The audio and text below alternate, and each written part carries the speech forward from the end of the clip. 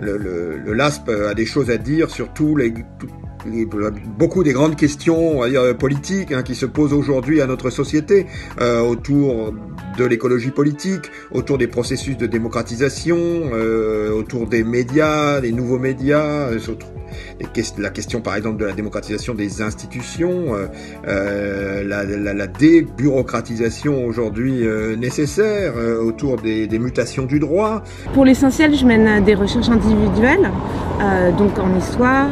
Moi j'ai fait ma thèse sur l'action humanitaire dans les années 30 pendant la guerre d'Espagne, et en particulier l'aide à l'enfance, dans une perspective transnationale. Et maintenant j'ai un nouveau projet de recherche qui porte en fait toujours sur l'aide à l'enfance et les déplacements d'enfants, mais dans un cadre syndical. Après, dans le cadre du LASP, j'ai aussi développé, surtout l'année dernière, en fait, j'ai pas mal travaillé avec certains de mes collègues sociologues et politistes, notamment avec Olivier Bénet, sur les Gilets jaunes. Mes recherches portent sur la sociologie politique des institutions et processus de gouvernement en perspective comparée en France et en Europe, c'est-à-dire un espace de recherche qui se situe entre ce que l'on appelle en anglais Public Administration Studies, l'analyse des politiques publiques et la sociologie des élites.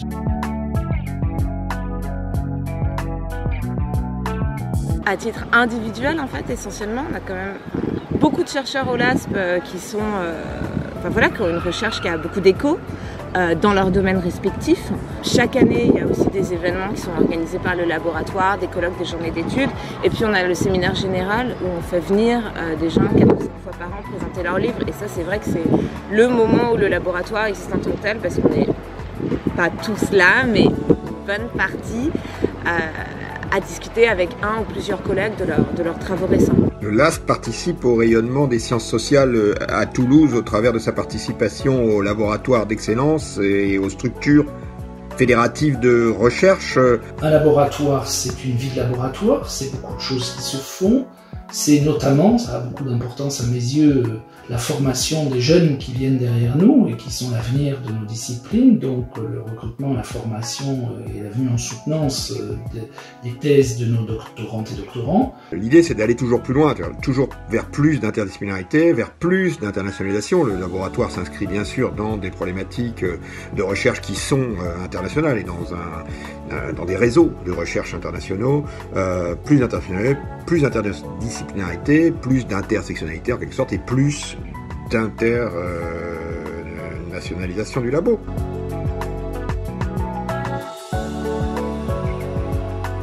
Le laboratoire est très interdisciplinaire, on est très attaché à une mise en perspective historique des objets, notamment, et au travail avec les historiens. On essaye au maximum de multiplier les variables explicatives et du coup, depuis très longtemps, on est intéressé aux questions de genre, notamment. On est 3 historiennes titulaires. C'est vrai qu'on a tout à notre manière une sensibilité sciences sociales qui nous permet de dialoguer avec nos collègues politistes. Et c'est vrai que le laboratoire essaye aussi de maintenir de donner sa place dans une certaine mesure à chacune des disciplines représentées. Il y a aussi le droit par exemple, et je pense que c'est important de saisir des occasions, de faire des pas les uns vers les autres. Après, on n'est pas non plus là pour vivre au service du laboratoire en fait, donc il faut que ça fasse écho à nos intérêts de recherche. Donc tout cela se traduit par des recherches individuelles ou collectives qui vont depuis la sociographie des hauts fonctionnaires jusqu'aux usages sociaux et évidemment politiquement sensibles du droit.